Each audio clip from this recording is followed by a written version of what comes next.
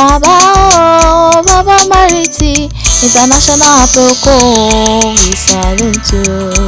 Baba Mariti, Baba Mariti, international protocol, we salute you. Baba Mariti, the Ogbonge landlord.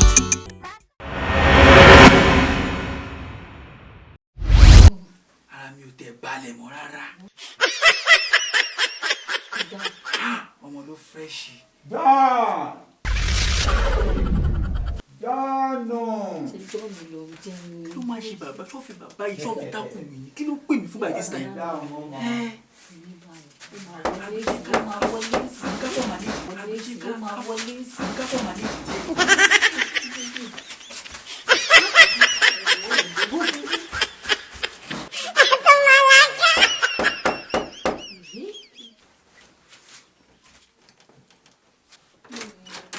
You only you waka come. Kí ló dé? Ẹ̀dẹ̀ wọlé bẹ́ẹ̀ tẹ̀ jẹ́ ní kẹ́ wọlé, kí ló dé?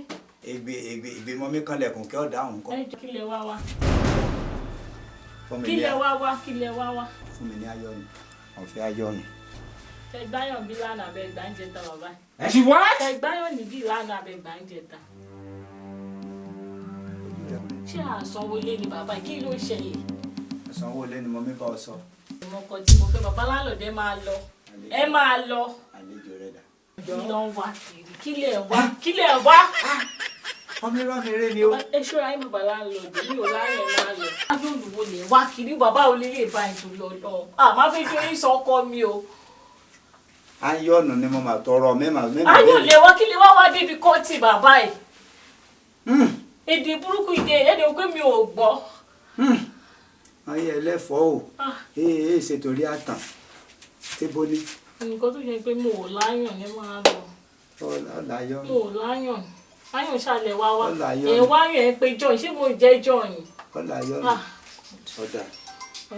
Ọ̀dà ọ̀nà ló mi pè ní. Ọ̀dà ok ó ti yé mi ọ̀rọ̀ yín yé mi. Ẹ máa lọ bàbá ẹ̀. Mi ò ní ẹ wọlé tí bá wà wò wọ̀n kọ́. She what? Àwa ni ó wò. Bàbá ẹ máa lọ. Ok ó ti dà. Kí lè wá bàbá kí lè wá. Ọmọ irọ́ mi àtọ́mẹ́tì mi. Ẹ máa lọ bàbá.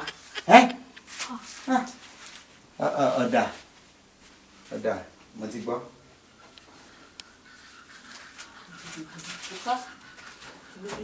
Bàbá náà gbọ́n gbà lé ládùúgbò ẹ̀.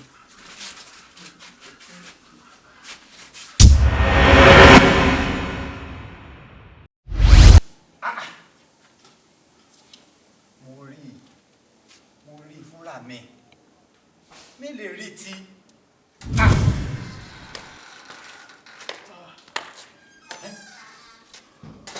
Jọ́nù. Irú ìbéèrè o ni. Ẹ rí pé mo bọ́tà láti fi yàrá mi ẹ tí wọ́n á bèèrè lọ́wọ́ pé ibo mo ti ń bọ̀. Yàrá mo ti ń bọ̀ náà, kí ló ṣẹlẹ̀? Inú yàrá ló ti mí bọ̀. You can see clearly, I'm coming from my room. Ẹ ṣáà rí. Kí ló ṣẹlẹ̀ bàbá? Ẹ̀yin lẹ kú mọ̀. Bẹ́ẹ̀ wá ní wonderful nìyẹn.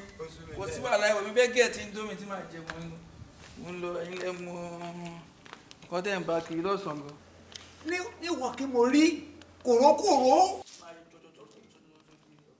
Kí lẹ̀ ń wá àgbàlagbà ní kí lẹ̀ ń wá? Jọ́nù ọmọ níyà mi ní wèrè nínú ilé. Lọ wọnú ilé báyìí kọ́ ṣe sọ́rú sínú ilé onílé. Yé ní lá mi dírìbù mi, ìwọ náà mi dírìbù mi nínú ilé. Kí ó jẹ́ mi ni mo kọ́lé mi fúnra mi. Kí mo dá gbogbo rẹ̀ blọ́ọ̀kù ni mo fi dá ẹ̀lẹ́gúnnú sílé. Ọlámídọ́fẹ́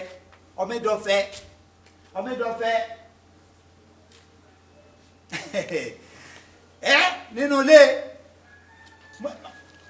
máa mú Ọlọ́run ọwọ́ bẹ́ẹ̀ máa láfi ọ́ sẹ̀sìn máa láfi ọ́ sẹ̀lẹ́yà eré orí igi ní àṣekù ọmọ ẹyẹ èmi ní mi dribble ok.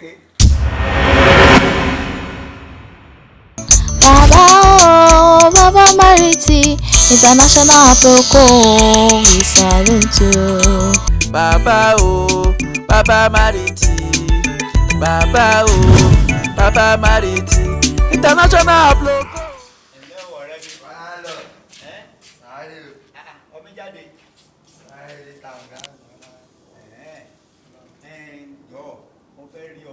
She what?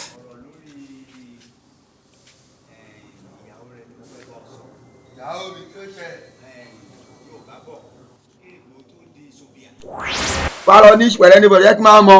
Baba landlord ni mi ìmọ̀rú tiwọn wọ́n kàn níyàn lára ń lulẹ̀ wọ́n á máa láti bí sí ibẹ̀ láti bí sí bí àmọ́ problem mọ́ ń lulẹ̀. Ṣòkè ló ṣe pẹ̀lú àti ẹ̀ tó wé lálọ́dọ́ abẹ́ ẹ kí n mọ̀. Ẹrúkú ya pa wèrè wà lẹ́bi yẹpẹ̀. Kọ́ gun gbogbo ilé ìgbẹ́ wọn kọ́ fẹ́ ní ti jẹ́ kí ó kàn pẹ̀lú wèrè.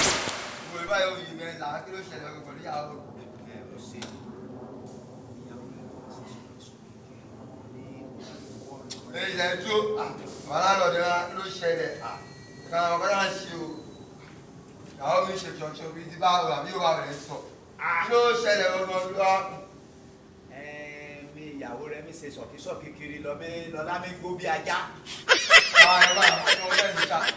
ẹ wá yóò máa ń ta yín ṣé wọ́n ti gba yín ní kíkídì kókó ìdílé sí tó sí. ẹ wọ́n bá yìí. wá wà mí. Ọ̀rọ̀ àìpé wà ní bá àwọn ṣe ń gbé mọ́tò wọlé rí àìsí. Èmi ò fi abẹ́ àwọn ṣeré o. Kò tí kò wá tàṣẹ́ ìwọ̀n nínú ọgbà yìí o. Mo sọ fún ọ pé o gbé ọwọ́ rẹ sókè gbé àwà mí. Ọ̀gá. Dìgbàdìgbà ni omi gbèrò ní ilé ilé rò. rò. Ìsàlọ̀ tó jẹ́ ní orin gbogbo eré wọ́n lè máa tẹ́ oṣù. A gbé òdìgbàdìgbà wọnú ilé wa ni. Àpèyé mi náà máa gbé bí okùn tí máa fọ̀ máa fọ̀. Yé má ti já wèrè. Níwò mí ni.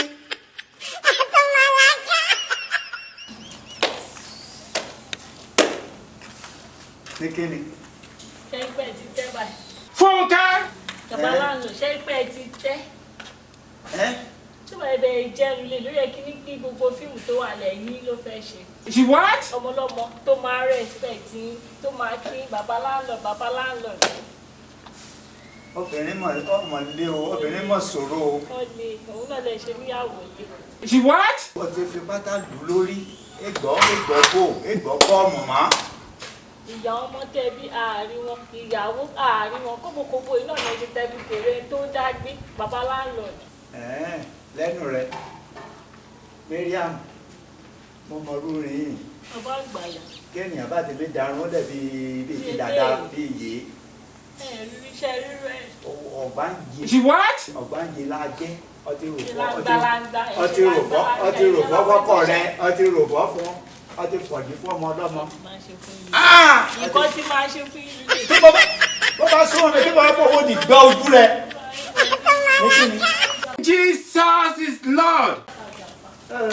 Sí ọ abájọ ìjọ nù mí sí ọ síkásíká. Ọmọ sí bí mo yí ọmọ yìí yá wèrè bí iye èmi ló mi gbó mọ́ lámì gbó bí ajá. Ó ti dá ìtẹ̀ mọ́ bí mo mi lọ mọ́. We salute you.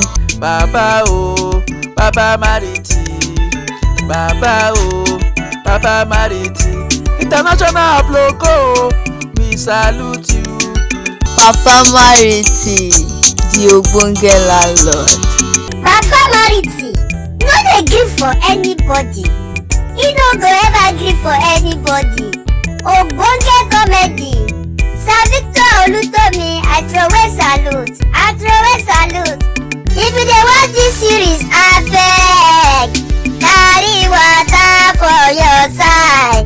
Especially if you dey chop pepper, just take water.